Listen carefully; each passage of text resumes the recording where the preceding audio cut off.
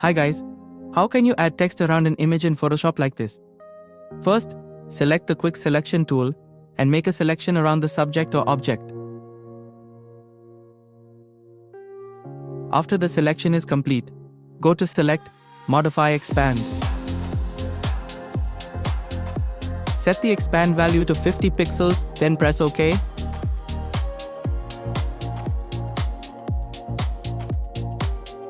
Now select the lasso tool and go to the top options bar. Click Make Work Path and set the tolerance to 5.0. Then press OK. Next, select the text tool.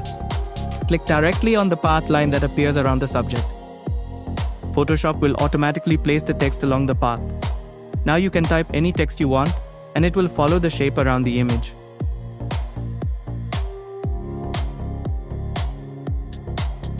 You can also change the font, size, and color from the text settings.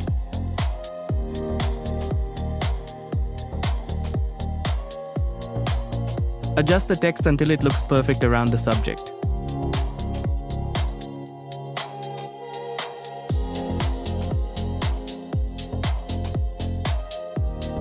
And that's it.